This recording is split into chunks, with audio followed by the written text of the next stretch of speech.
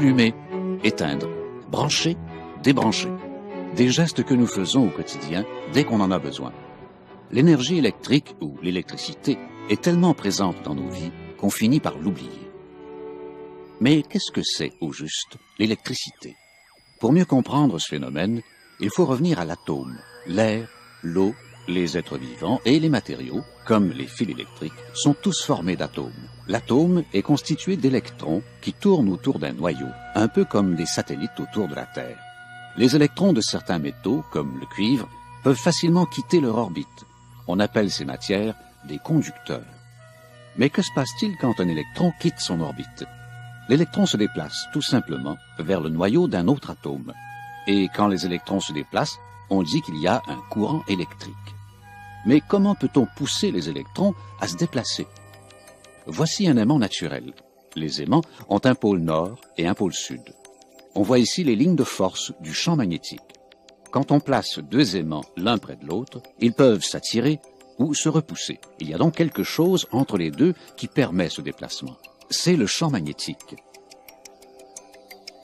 Un peu comme entre les deux aimants, le champ magnétique a un effet sur les électrons.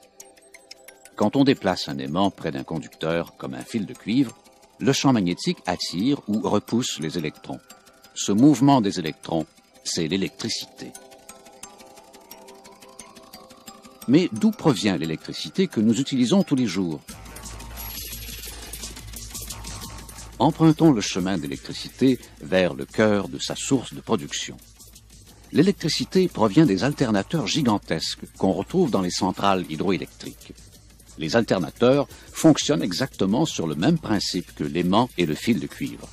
Voyons comment. Un alternateur a deux constituants principaux, le rotor et le stator. Sur le rotor, on retrouve une série d'aimants que nous appelons des pôles. Le stator, lui, est constitué de plusieurs barres de cuivre. Pour simplifier, voyons ce qui se produit avec un seul aimant et une seule barre de cuivre. Il ne suffit pas d'approcher l'aimant de la barre de cuivre pour produire du courant. Sans mouvement, il n'y a pas d'électricité. Voyons maintenant ce qui arrive si on met notre aimant en rotation. Quand on fait tourner l'aimant à proximité de la barre de cuivre, le champ magnétique provoque un mouvement des électrons, donc de l'électricité. Revenons à notre rotor.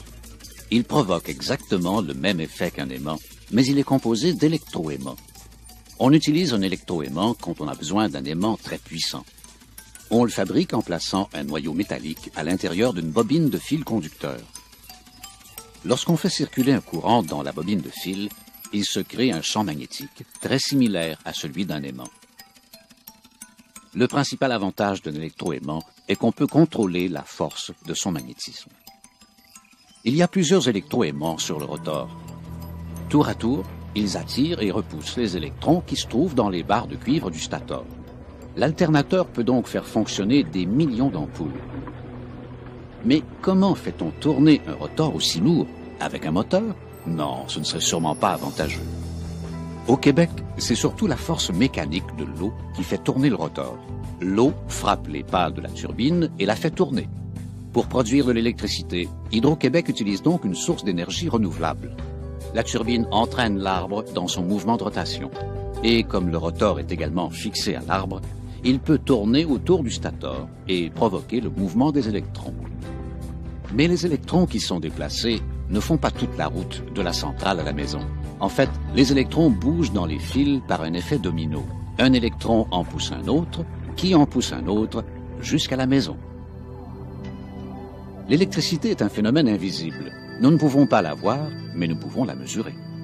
La puissance, qu'on exprime en watts, dépend de deux phénomènes, la tension et l'intensité du courant.